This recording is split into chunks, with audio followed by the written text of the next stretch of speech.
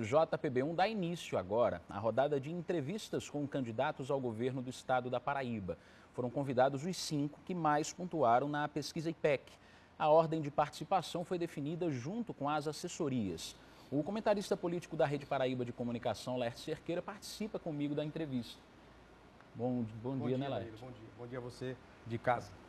Cada candidato terá 25 minutos para responder perguntas sobre suas propostas para o Estado, questões de interesse público e vida política. O último minuto será destinado a uma mensagem do candidato ao eleitor. Hoje recebemos o candidato à reeleição, João Azevedo, do PSB. Candidato, muito boa tarde para o senhor. Boa tarde a você, Danilo, boa tarde a Laerte, boa tarde principalmente a quem nos acompanha hoje através do JPB. O tempo do senhor começa a contar a partir de agora e eu começo perguntando ao senhor com relação aos dados daquele levantamento que foi feito pelo G1 Paraíba com promessas de campanha, isso em 2018. 46% do que foi prometido pelo senhor na última eleição ainda não foi cumprido. A gente, em números absolutos, pode dizer que 39 das 83 promessas. O senhor pede mais tempo para o eleitor. E como o senhor quer convencê-lo ou demonstrar que essas promessas, tanto as que não foram cumpridas, as que estão em andamento e as novas serão cumpridas? Eu posso até dar um exemplo, como o arco metropolitano, que ligaria João Pessoa a Santa Rita. A gente tem também a terceira fase do São Francisco. Temos também o Centro de Comercialização Calçadista em Campina Grande, enfim. Bom, primeiro é importante dizer que lá em 2018, quando nós fizemos e montamos um plano de governo, não se adivinharia que tivéssemos uma pandemia a partir de 2020. Esse é o primeiro ponto. Segundo, esse percentual de atendimento do nosso plano, ele é um dos mais altos do Brasil, considerando exatamente essa dificuldade. Até porque nesse percentual que foi aí calculado, ele foi calculado numa determinada época em que coisas como o PCCR da Polícia Civil que estavam inclusos não foram considerados, o que faria com que os percentuais subissem. Na verdade, algumas ações inclusive mudaram de nome e muitas vezes não é considerado. Além disso, são considerados aqui também algumas informações que foram antes até do próprio plano, como entrevistas, e que, na verdade, o que deveria ser computado era o que está no plano. Entretanto, eu tenho muita tranquilidade com relação a isso, até porque nós avançamos muito, nós evoluímos muito nesse estado. O Centro Calçadista de Campina Grande, na verdade, é o centro de convenções que nós estamos construindo em Campina Grande, uma obra de 120 milhões de reais, dos quais 72 milhões são dos cofres públicos do estado. Nós estamos avançando com as políticas de desenvolvimento econômico desse estado e com muita tranquilidade. Os planos que estão sendo implementados dentro do estado, com avanço na educação, que ganhamos prêmio nacional, na saúde, que também reconhecidamente pelo IPEA tivemos nota 10 no enfrentamento da Covid, e que agora, anteriormente, quando foi feita a chamada, cita-se a vacinação que nós estamos fazendo hoje, essa campanha, e que a Paraíba é o maior percentual acima da média nacional. A gente fica tranquilo por saber que esse caminho que nós estamos perseguindo é um caminho de evolução, que evoluímos muito, vencemos uma pandemia com muita correção e muita competência, e agora, nesse novo cenário de retomada, eu não tenho dúvida nenhuma, se a Paraíba conseguiu evoluir tanto, mesmo com a pandemia, que graças a Deus a gente está começando a esquecer, imagine você se agora, depois do pós-pandemia, o que nós podemos desenvolver. Candidato, só para deixar claro, que o Danilo apresentou, a gente já colocou como promessa cumprida o PCCR da Polícia Civil e os placares do Almeidão, que no levantamento do G1 até o dia 1º de julho não tinha sido colocado. Que bom. Para deixar claro. De acordo com a Secretaria da Educação do Estado, o governo da Paraíba, na gestão do senhor, fez mais de 200 escolas em tempo integral. Era 100, passou para 302 escolas. Mas a gente recebe muita reclamação de que essas escolas não funcionam plenamente, de maneira integral. Falta recursos humanos, estrutura, internet. E a pergunta para o senhor é: quais os investimentos que serão feitos pelo governo da Paraíba, se o senhor for reeleito, para sanar esses problemas? E aí eu emendo uma outra pergunta. O senhor falou aí que a Paraíba recebeu um prêmio nacional pela educação de maneira remota, mas a gente sabe que há um déficit, há um problema de evasão e que a pandemia trouxe problemas. E eu queria saber do senhor, além dos investimentos nessas escolas de tempo integral, o que é que vai ser feito para melhorar a questão dos estudantes que tiveram muitos problemas com a pandemia no modelo híbrido e remoto? É importante entender que as informações elas precisam estar baseadas em dados. Quando nós recebemos um prêmio nacional pelo projeto da educação Paraíba Educa durante a pandemia, esse projeto ele se prova e constata-se a sua eficiência quando nós tivemos no ano passado os maiores índices de aprovação no SISU e no Enem. Isso, por si só, já demonstra que o projeto foi eficiente.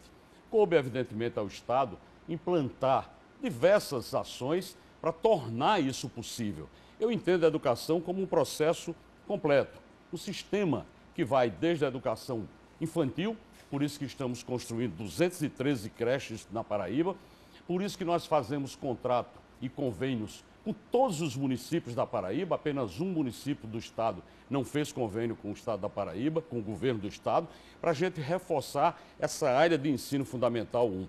Estamos no ensino médio, implantando e voltando, logicamente, às condições fora da pandemia, que agora nós estamos vivendo, e estamos trazendo, logicamente, uma política de educação muito mais forte. Estamos trabalhando, porque quando eu cheguei ao governo tinha menos de 100 escolas de tempo integral, hoje tem 302. Da mesma forma que escolas técnicas eram poucas escolas e tem 152 escolas hoje, escolas técnicas, preparando a mão de obra do jovem que precisa enfrentar no mercado de trabalho. E enfrentando, na primeira experiência, com programas como a Primeira Chance, que é um aluno que sai do ensino técnico da escola e colocamos na empresa e muitas vezes até em espaços públicos para que ele possa produzir. O ensino da escola teve o maior crescimento, o ensino na Paraíba teve o maior crescimento do IDEB desde a sua criação. Desde a sua criação. Isso por si só já é um número válido e importante para a gente entender que nós crescemos na educação, melhoramos na educação. Implantamos, logicamente, a infraestrutura necessária, com 260 mil chips que nós distribuímos para os alunos, 17 mil notebooks para professores, fizemos com que as ações de melhorias nas escolas chegassem. São mais de 150 escolas que foram reformadas, hoje 100 escolas estão em manutenção, 93 ginásios que foram construídos, além das parcerias com os municípios, onde nós transferimos mais de 350 milhões só para a educação, para reforçar a educação lá na base, lá com os municípios. Dessa forma, entendendo a educação como um sistema, é que nós estamos fazendo, sim, uma verdadeira revolução na educação. Basta olhar os números do IDEB na Paraíba. O número a nota do IDEB da Paraíba é de 4,5, que não é excelência. Pode ter melhorado, mas não é excelência. E falando em dados, a gente tem mais de 518 mil analfabetos, governador, e 1,3 milhão de paraibanos não terminaram o ensino fundamental. Esses números, quando o senhor olha, que ações específicas podem ser feitas para que a gente tenha, de fato, uma educação melhor, para melhorar, inclusive, a geração de emprego e renda? Nós estamos implantando um programa de educação de adultos muito forte na Paraíba. Primeiro, é importante e não é correto não reconhecer os avanços. Entender que nós temos uma caminhada pela frente faz parte. Eu sou governador do estado e não estou aqui para dizer que tudo está resolvido. O que eu estou dizendo é que nós avançamos muito, de forma significativa, de forma segura. Não reconhecer os avanços, eu acho que é um equívoco. Nós estamos precisando, sim, continuar mantendo um governo que faz com que essa educação, que ganhou prêmios nacionais, que eu fui lá em São Paulo receber em nome dos professores desse estado, está fazendo uma diferença muito grande na vida de muita gente. Esse é, efetivamente, a verdade dos fatos. Nós precisamos entender que muita coisa ainda precisa ser feita. Nós temos uma rede de 640 escolas. A rede toda vai passar por reforma, mas nós precisamos, paulatinamente, fazer com que isso aconteça. Eu não tenho dúvida nenhuma e fico muito tranquilo quando professores ganham piso, quando professores receberam o PCCR já que nós encaminhamos para a Assembleia. Eu fico tranquilo que o professor esteja começando a receber a famigerada Bolsa de Desempenho que foi criada em gestões passadas, de forma que o professor, quando vai para a aposentadoria, não recebesse. Hoje já recebe e vamos incorporar dentro de um prazo estabelecido. Candidato. Essa é a forma da gente fazer uma educação verdadeira na Paraíba. Vamos falar de um tema agora que o senhor é especialista, recursos hídricos, né? As águas da transposição do Rio São Francisco já chegaram na Paraíba, nos 2 eixos. Um deles em 2017, lá no Cariri, na entrada de Monteiro. Segundo a ESA, mais de 240 agricultores aqui do estado já usam essa água. Esses agricultores têm pelo menos 1 hectare de terra, já usam a água com um plano específico. Mas muitos produtores ainda aguardam um plano, é claro, de uso dessa água para poder investir, para poder usar o dinheiro, pegar um financiamento em um banco e investir sem risco de perder recursos, de perder a sua produção. Qual é o plano do governo João Azevedo, se reeleito, ou os planos que começaram ou vão começar a ser adotados para, de fato, esses produtores terem uma segurança para o investimento com essas águas da transposição do Rio São Francisco?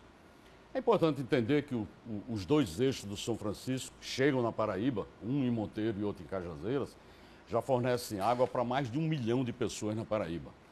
O conceito do projeto de transposição é para oferecer segurança hídrica primeiro para os municípios e depois utilização dessa água para a produção. Nós aqui estamos fazendo um misto, estamos ao mesmo tempo atendendo o pequeno agricultor, estamos fazendo um programa de reflorestamento de toda a calha da mata ciliar do Rio Paraíba, estamos construindo, já pronto, funcionando, a 4ª adutora de Cajazeiras, que já leva água e resolveu e equacionou a questão de água de Cajazeiras, ou seja, as águas do São Francisco estão tendo na Paraíba uma utilização real. Já começamos, inclusive, discutindo com todos os setores da agricultura, com a Secretaria de Agricultura, com os futuros beneficiários dessa água, inclusive água que vai ser transportada também pelo canal Acauã-Araçagi, que está em construção, para que a gente possa ter uma utilização e gerar, logicamente, emprego, gerar uma produção nas áreas de terras mais férteis da Paraíba, que são atingidas pelo canal Acauã-Araçagi. Ou seja, existe já em execução um conjunto de obras, como as adutoras do Cariri e do Curimataú, a adutora do Cariri em licitação e de Curimataú em execução, envolvendo recursos de mais de 700 milhões de reais, todos com recursos próprios do Estado, absolutamente todos. 2 grandes adutoras que vai trazer segurança hídrica para todo o Cariri, todo o Curimataú e parte do Siridó. Esses investimentos, eles fazem com que a equação toda da matriz de infraestrutura do Estado permita que esse Estado se desenvolva, já que em outras áreas nós estamos investindo também maciçamente, como nas estradas, 1,8 bilhão de reais em investimentos em novas estradas, em estradas que desenvolvem o turismo e interligando regiões economicamente ativas. Isso é o programa que nós estamos. Recursos hídricos na Paraíba é o único eixo ainda de infraestrutura que precisamos continuar investindo, como nós estamos fazendo com a adutora que vai sair de Campina Grande e até Monteiro, a água de Monteiro que chega a Campina Grande e vai sair de Campina Grande para Esperança, Remígio, Arara, Solane e Bananeiras, criando redundância de abastecimento daquela região. Essas obras estão em execução ou em licitação. Isso faz com que a Paraíba tenha uma perspectiva de futuro que nos próximos 2 anos ela terá segurança hídrica em todos os seus municípios. Governador, aproveitando que a gente está falando em água, o calendário JPB acompanha principalmente os problemas estruturais que a população da Paraíba enfrenta e cobra das autoridades soluções. Até abril, por exemplo, a Acagepa atendia 200 municípios aqui do estado. Desses 200 municípios, 170 não tinham esgotamento sanitário. E, muito por conta disso também, Santa Rita acabou municipalizando o serviço de abastecimento de água e também de saneamento, porque os índices por lá não chegavam a 4%. O que fazer para que outros municípios também não tomem esse caminho e como fica a situação de Santa Rita também, já que a Acagepa entrou em litígio com a prefeitura para resolver essa situação? Essa é uma dívida histórica de séculos com o Brasil. O Brasil tem um percentual de saneamento básico muito pequeno, porque governadores, porque prefeitos, porque presidentes que passaram por esse país não tiveram a leitura de que saneamento básico, esgotamento sanitário, já que saneamento é uma coisa muito mais ampla, trata de água, de esgoto e de drenagem e resíduo sólido, mas esgotamento sanitário especificamente era obra enterrada e que ninguém queria fazer. Essa é uma questão histórica no Brasil.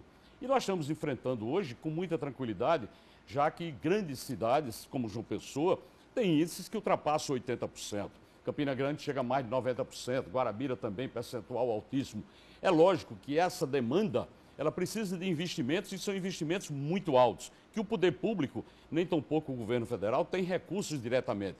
Por isso que nós estamos trabalhando, sim, com modelagens para que a gente possa fazer parcerias público-privadas dentro do novo marco legal para atender. Isso não é uma solução de curto prazo, não é a solução de uma gestão, até porque os prazos que se estabelecem é a partir de 2030 para que a gente tenha universalização de abastecimento d'água e de esgotamento sanitário. Nós estamos trabalhando, como eu disse, envolvendo recursos de mais de 700 milhões de reais de recursos próprios, porque não obtivemos do governo federal recursos para fazer e trazer segurança hídrica para uma região inteira, como Cariri e Curimataú.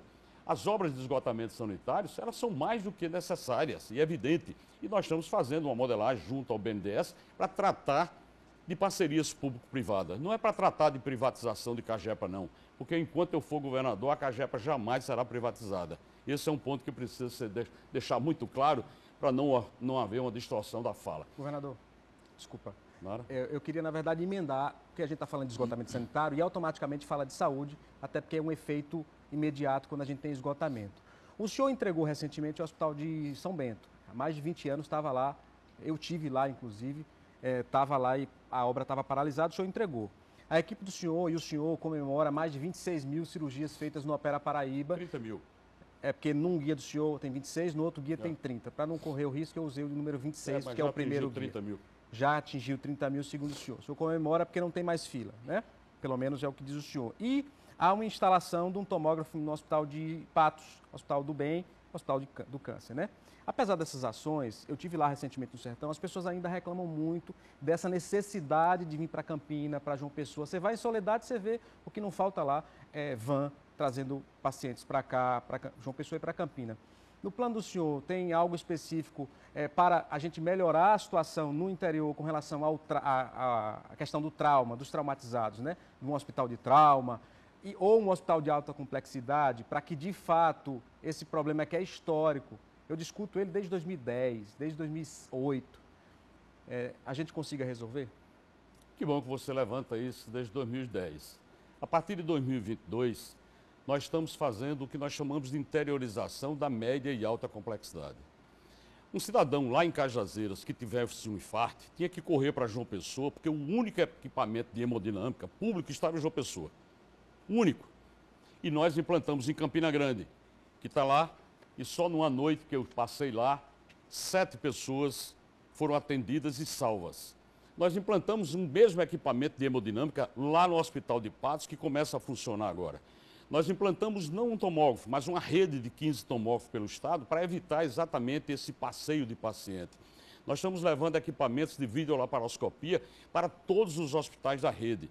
Nós ampliamos só no Sertão 26 leitos de UTI que não existiam e mais de 50 de enfermaria. Nós estamos com um projeto AMAC, são 56 milhões de dólares sendo investidos na melhoria e na requalificação de toda a rede pública. Esses investimentos transformam a vida das pessoas. Nós estamos levando para Patos cirurgias, neurocirurgia e cirurgias torácicas. Isso era impensável há algum tempo atrás. E vamos começar, se Deus quiser, no próximo ano, a construção do Hospital de Clínicas e Traumatologia lá do Sertão, em Patos, dentro do complexo hospitalar, que tem uma grande estrutura, porque tem um hospital, inclusive, de oncologia, que nós estamos comprando já em licitação, termina agora a licitação, um acelerador linear para implantar o serviço agora de radioterapia, já que quimioterapia já existe no Hospital do Bem. Ou seja, esses investimentos estão mudando a saúde da Paraíba. Efetivamente, a qualificação da saúde, não só com relação a equipamentos materno-infantil, que foram mais de 7 milhões e meio, mas também na mão de obra, onde nós acabamos com uma figura chamada codificados, em que os trabalhadores da educação não tinham direito trabalhista nenhum, que nós acabamos isso dentro do Estado, é que está fazendo com que a saúde da Paraíba esteja hoje num outro nível. Estamos hoje num outro patamar, implantando unidades e ampliações, unidades de UTI em vários hospitais que esperaram há 50 anos, como o Catolé do Rocha, por exemplo, que esperou 50 anos para ter uma UTI e que nós estamos fazendo isso agora. Então, o nível, eu tenho certeza que daqui a algum tempo você vai fazer uma entrevista, você vai saber que evoluiu muito a saúde pública do Estado, tanto na regionalização, Nós estamos implantando através do próprio projeto, um projeto chamado Projeto Amar, interligando todos os hospitais, onde o prontuário será eletrônico, onde o prontuário de um cidadão disponível aqui em João Pessoa ficará disponível para qualquer região do estado, para quando ele chegar no hospital já ter todo o histórico. Nós implantamos aqui no Hospital de Trauma de João Pessoa um tomógrafo de 128 canais, 64 simulando 128, ou seja, essa tecnologia era impensável há alguns anos atrás, mas isso se faz com investimento, com coragem, com determinação que este governo teve para fazer. Desculpe interromper, mas para que a gente possa avançar nos assuntos, agora Claro. A gente vai tratar de sua vida política. Até porque um grande escândalo de uma gestão a qual o senhor fez parte trouxe em uma delação da ex-secretária Livânia Farias de administração à época, que ainda em 2018, quando o senhor candidato receberia, de acordo com essa delação dela, uma mesada de R$ 128 mil mensais. Ao longo de seu governo, o senhor negou qualquer acusação e o seu nome segue nessa citação no STJ em segredo de justiça, até porque o senhor tem um foro privilegiado de governador. Agora, como candidato à reeleição, o que o senhor tem a falar sobre essas declarações feitas pela ex-secretária? Eu tenho muita tranquilidade para tratar dessa questão da Operação Calvário. Eu não fui citado como tendo recebido recurso de qualquer coisa. O que houve lá foi uma citação de que despesas para a campanha teriam sido colocadas. Essa é uma verdade que precisa ser esclarecida. Eu fui investigado durante mais de 2 anos, investigado por todos os órgãos. Até busca teve lá, e eu não nego, nem escondo, nem tenho vergonha disso. Não se preocupo com isso. Eu tenho um nome limpo. Se você entrar no STJ e pegar minha certidão, tem lá um nada consta. Investigação é uma coisa, processo é outra. Eu jamais fui processado. Então tem lá no STJ, um procedimento de investigação que está lá parado há muito tempo porque nada foi encontrado. Absolutamente nada na minha vida tem associação com a Operação Calvário. Se assim o tivesse, eu não teria tido condições de governar esse Estado. Eu fui secretário de infraestrutura desse Estado e não tenho um único escândalo. Eu sou gestor e ordenador de despesa há mais de 40 anos na Paraíba. Todas as minhas contas são aprovadas. Então eu tenho muita tranquilidade para andar de cabeça erguida e apresentar para o povo da Paraíba o meu nome para a reeleição, porque eu sei exatamente que eu tenho um nome digno, limpo e honesto na Paraíba. Então eu não tenho problema nenhum para tratar dessas pautas que durante muito tempo eu tive a coragem de assumir em 1º de janeiro e no dia 19 fazer intervenção dos hospitais que tinham sob o comando de organizações sociais. Se eu tivesse alguma coisa com essas organizações, eu não teria feito isso não. Eu teria me escondido, mas eu governei esse Estado. Eu tenho consciência de que a saúde desse Estado salvou muita gente. Nós pegamos esse Estado com essas organizações, tiramos de dentro do Estado, assumimos o funcionamento e numa área que funciona 24 horas, 365 dias por ano. E hoje a gente é referência do Hospital de Trauma de João Pessoa, do Trauma de Campina Grande, do Clínicas de Campina Grande, que teve mais de 3 mil altas durante a pandemia, e é esse resultado que a gente apresenta. Então eu não tenho dificuldade para tratar desse assunto não, mesmo que alguns adversários insistam nessa discussão. Eu tenho uma vida limpa, e essa vida limpa que eu estou colocando à disposição do povo da Paraíba. Vou fazer mais uma pergunta, nosso tempo está acabando, aí o senhor já pode emendar nas considerações finais. Em janeiro do ano de 2021, primeiro mês da gestão do Cícero Lucena, do prefeito de João Pessoa, o senhor foi com ele lá na Estação Ciência e falou que ia recuperar, juntos iam recuperar a Estação Ciência e a barreira do Cabo Branco. Já são quase 2 anos, 1 ano e 9 meses. O que é que foi feito ali em parceria com a prefeitura para resolver? Porque a barreira continua praticamente abandonada e a Estação Cabo Branco não está tendo atividades como era antes. Por exemplo, inclusive no seu mirante ali, naquela área bem bonita da arquitetura de Niemeyer. É engraçado você me cobrar uma ação que é da prefeitura. Mas o senhor naquela época disse que era em parceria. Eu estive lá com ele e continuo fazendo parcerias. Continuamos fazendo parcerias na prefeitura.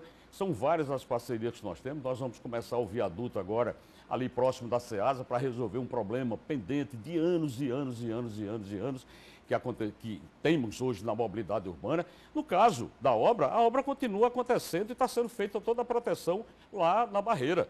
Os gabiões estão sendo executados. Eu acho que basta ir lá e constatar isso. Está recuperando a calçada, mas a barreira não.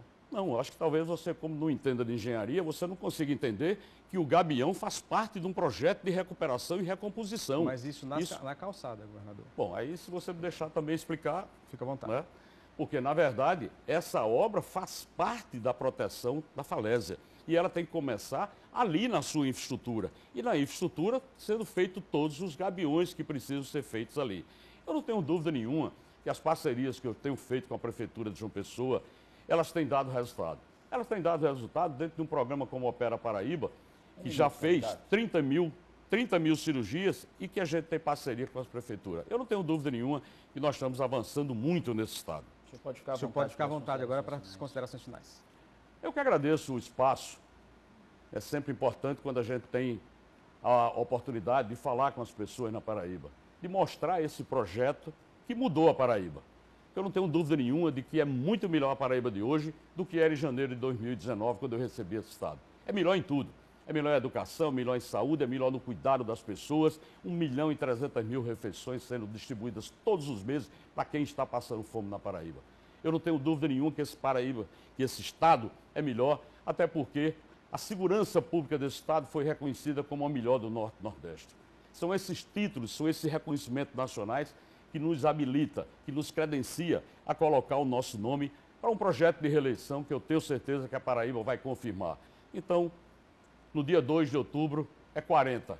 Acima de qualquer coisa, é a volta da esperança. Saber claramente que esse estado está avançando. Governador, muito obrigado. Muito obrigado, governador, pela entrevista, pela conversa. E ter conversado conosco.